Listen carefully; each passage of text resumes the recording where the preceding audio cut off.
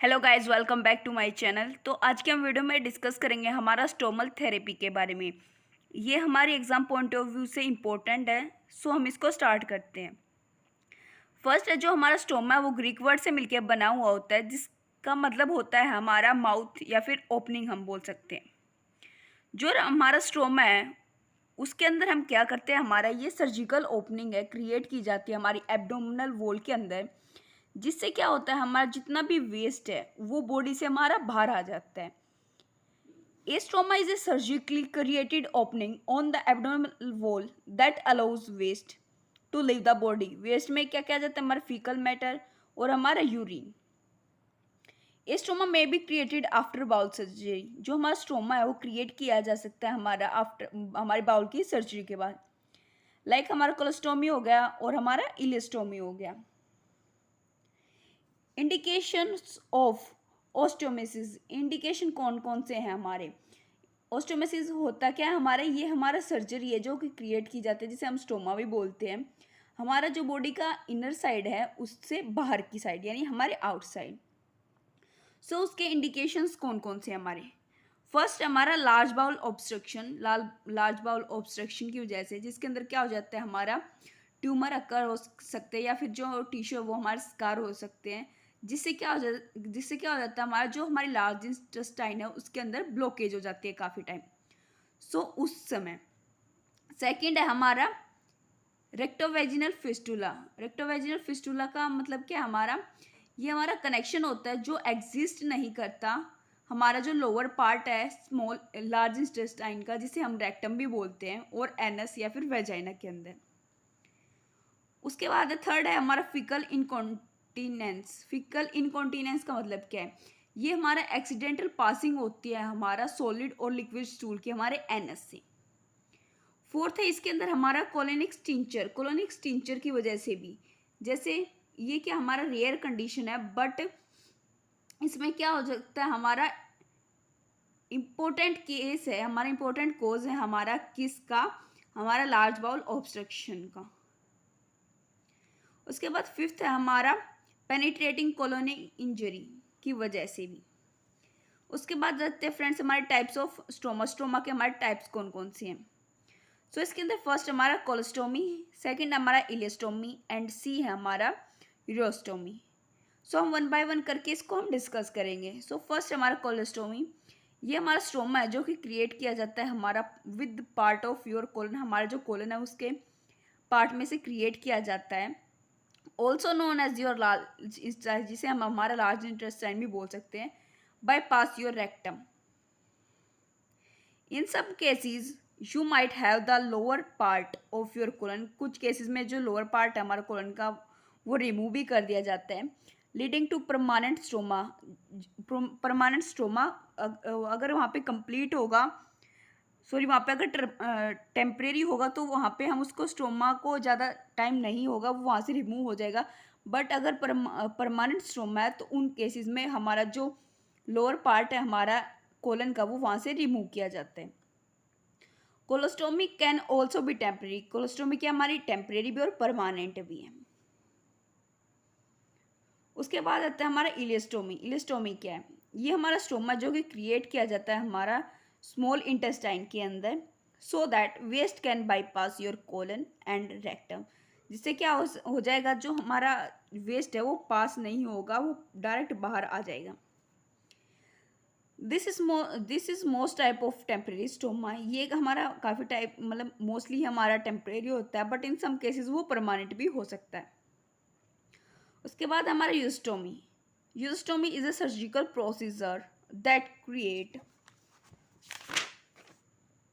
ए stoma, जो कि stoma create किया आर्टिफिशियल ओपनिंग होती है हमारे यूरिनरी सिस्टम के अंदर से।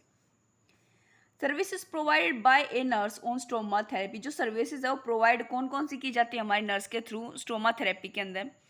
सो फर्स्ट है इसके अंदर हम प्री ऑपरेटिव एजुकेशन देते हैं, हम पेशेंट को काउंसलिंग देते हैं, जितने भी हमारे पेशेंट हैं हमारे स्टोमल थेरेपी के उन सभी को। Sitting to all patient that involve formation of stoma, जिनकी फॉर्मेशन हो रखी है स्टोमा की उन सभी को। सेकेंड है इसके अंदर हमारा post operative education to promote independence in stomal care. Post operative education हम क्यों देते हैं? ताकि जो पेशेंट है वो इंडिपेंडेंट यानी किसी पे डिपेंड ना हो स्टोमल की केयर के लिए। थर्ड, इसके अंदर हमारा मैनेजमेंट ऑफ फिस्टुला, इसके अंदर मैनेजमेंट करते हैं फिस्टुला का। फिस्टुला क्या होता है? हमारा एबनॉर्मल कनेक्शन हो जाता है हमारा ऑर्गन्स के बीच में। And large wound, colostomy irrigation education हम पेशेंट को प्रोवाइड कराते हैं। Management of post operative bowel dysfunctioning, जो हमारा बाउल डिसफंक्शनिंग है उसकी पोस्ट ऑपरेटिव केयर की मैनेजमेंट हम कराते हैं। स्टोमा और जो वाउंड है उसकी एजुकेशन में केयर करते हैं, हम उसको एजुकेशन देते हैं कि उसकी केयर कैसे करनी है हमें स्टोमा की। एडवाइस अबाउट स्किन केयर, हम पेशेंट को एडवाइस करनी है स्किन की केयर की। एट साइड, उस साइड पे। फीडिंग ट्यूब चेंजेस, उससे बोलना है कि फीडिंग ट्यूब कब कब चेंज करनी है, किस किस टाइम पे हमें चेंज करनी है, और ट्यूब का रिमूवल कब कब कराना है। असिस्ट करेंगे पेशेंट को और उसको सपोर्ट प्रोवाइड कराएंगे that have long term drainage, जिस पेशेंट को लॉन्ग टर्म ड्रेनेज है या फिर उसको फिस्टुला है लंबे समय तक, यानी जिसे हम क्रोनिक भी बोल सकते हैं। उसके बाद आती है हमारी होम केयर। हम होम केयर क्या क्या प्रोवाइड करा सकते हैं उस पेशेंट को। Home care services are the services that provide at the home for the comfort of the patient और क्लाइंट। हमारी जो होम केयर सर्विसेज है वो कौन सी सर्विसेज है? जो कि हम प्रोवाइड कराते हैं पेशेंट की कंफर्ट के लिए उसके होम में, उसके घर में। These services can be required at any as, ये सर्विसेज हर एक स्टेज के लिए प्रोवाइड की जाती है, हर एक स्टेज के लिए रिक्वायर्ड है। It could also be for people who are critically ill, जो ज़्यादा इल हैं, जो क्रोनिकली इल हैं। रिकवरी फ्रॉम द सर्जरी और डिसेबल, वो रिकवरिंग कर रहे सर्जरी के लिए और डिसेबल है, रिकवरी नहीं कर सकते। In home care services can help someone who is in ageing, हम जो है होम केयर सर्विस उसको प्रोवाइड कराते हैं ताकि जो ओल्ड एज है उसकी हेल्प हो सके। उसके बाद हमारा मेन ऑब्जेक्ट कौन कौन से हमारे होम केयर के। सो फर्स्ट, इसके अंदर हमारा ट्रीट द इलनेस और इंजरी को ट्रीट कर सकें। Speed up the healing process, जो हीलिंग प्रोसेस है उसको जल्दी बढ़ा सके, उसकी जो रिकवरी टाइम है वो कम हो सकते हैं, यानी जल्दी से जल्दी उसको रिकवर कर सकें। Purpose of promoting, maintaining and restoring health, ताकि जो हमारी उसकी हेल्थ है पेशेंट की उसको प्रमोट कर सके, मेंटेन कर सके, उसकी हेल्थ को रिस्टोर कर सके। फोर्थ, इसके अंदर हमारा services are provide to individual और देयर फैमिली, सर्विस प्रोवाइड की जाती है पेशेंट को भी और उसकी फैमिली को भी in the place of residence.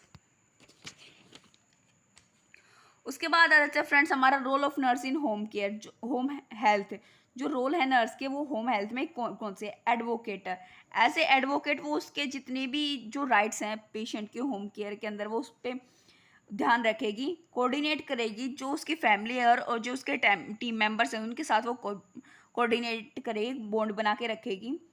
Educator, as a educator जो नर्स है वो उसको एजुकेट करेगी कि आपको कैसे कैसे इस थेरेपी का यूज़ करना है, किस किस टाइम पे आपको क्या क्या वो प्रोसीजर करने हैं।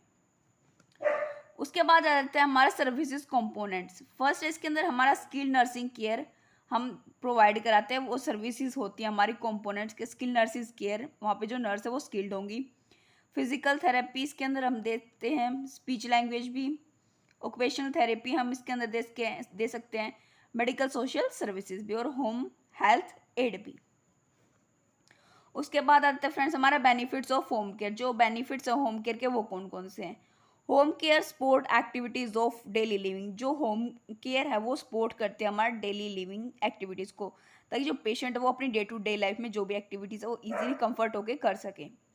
सेकेंड है हमारा skilled medical care can be delivered at home, जो हमारी स्किल्ड जो भी नर्सेज हैं वो अच्छे से मेडिकल केयर डिलीवर कर सके उस पेशेंट के होम में, घर में ही। Support with diet and nutrition, patient को सपोर्ट करेंगे डाइट से के और न्यूट्रिशन से, उसके फैमिली मेम्बर्स को हम उसको बोलेंगे। मेडिकेशन मैनेजमेंट, हम पेशेंट को मेडिकेशन देंगे प्रॉपर टाइम पे, हम उसको बोलेंगे कि जो भी उसका फैमिली मेम्बर उसको बोलेंगे कि आपको इन्हें मतलब प्रॉपर टाइम पे ये मेडिसिन देनी है, आपको सभी को उसको अच्छे से बताना है। Home health care client have comfortable और better health outcome such as, जो होम हेल्थ केयर होती है क्लाइंट की वो कंफर्टेबल भी होती है और बेटर होती है हमारी, जैसे patient with pneumonia, COPD, chronic obstruction pulmonary disease हो गया, हमारा डायबिटीज़ हो गया और कोई भी other disease.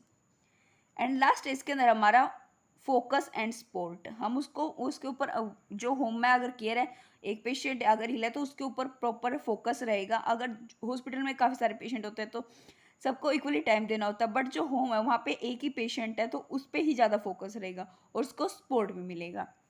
So friends, I hope आपको वीडियो अच्छी लगी। अगर वीडियो आपको समझ में आए तो प्लीज़ चैनल को लाइक कीजिए, शेयर कीजिए, सब्सक्राइब कीजिए। Thank you.